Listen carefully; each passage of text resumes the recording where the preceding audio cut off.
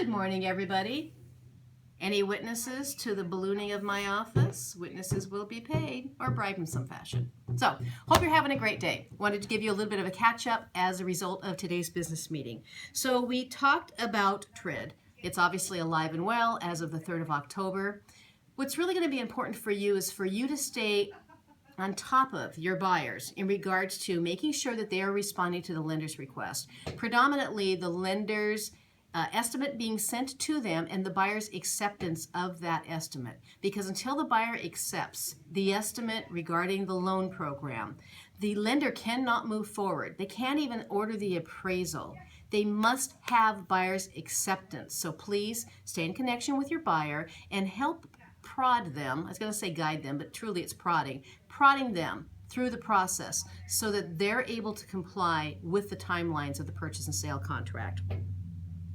Another conversation that came up was business plans. Eric and I have a managers meeting tomorrow. I anticipate that the hard copy business plans will be distributed to us then, and we will forward them on to you. I know that not everybody's going to fill out the business plan 100%, but you absolutely should be putting something in writing. And it's not just about the target specific. What it's really about, knowing where you want to land, but committing to the steps to get you there. Because without the steps, this target over here, that's just a wish.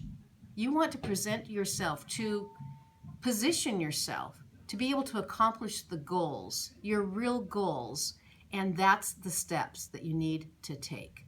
What commitment are you making to yourself, to your business, and to those that rely on you and the success of your business? So more information to follow.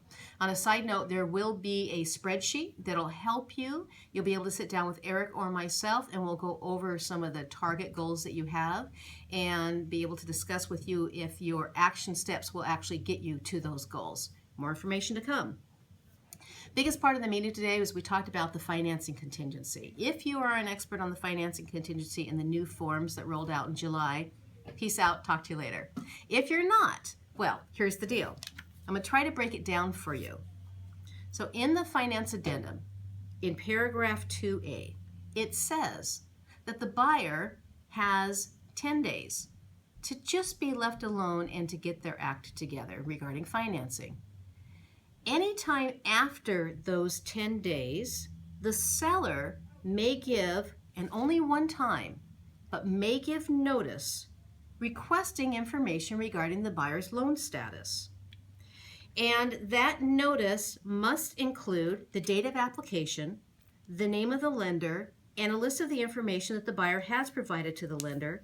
Additionally, that notice warrants that the buyer has provided all information that has been requested by the lender to date. So this form, the request of loan information form, is the form that the seller uses to make the request for an update regarding the buyer's loan application. Next is the loan information notice. This is the form that, according to the purchase and sale agreement, the buyer shall use to respond to the seller's inquiry. Buyer is warranting that the information is current. Buyer is warranting, based on all the check boxes that they select, that that is accurate.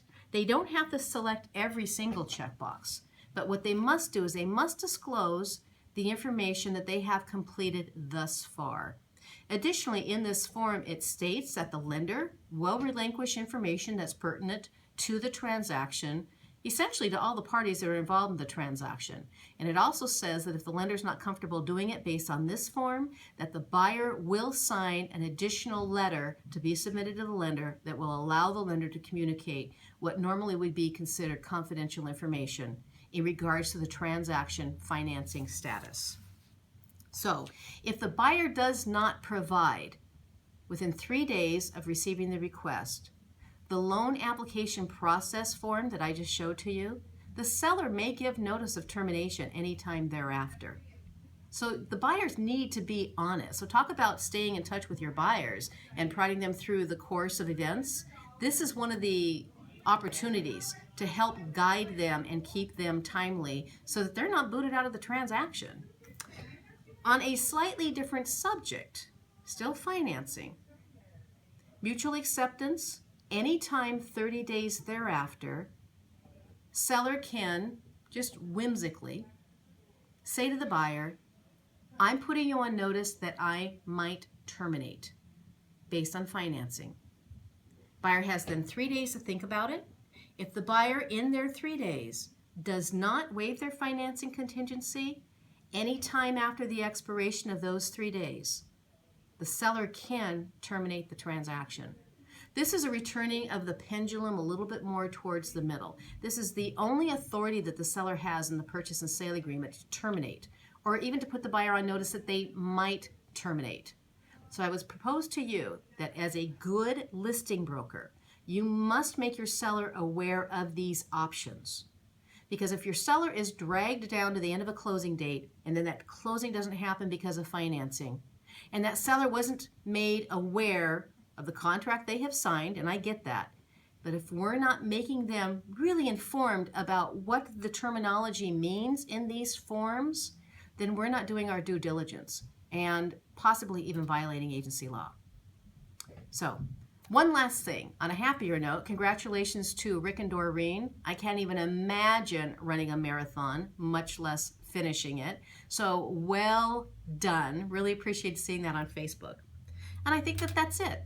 More information to follow. See you next Tuesday. Thanks.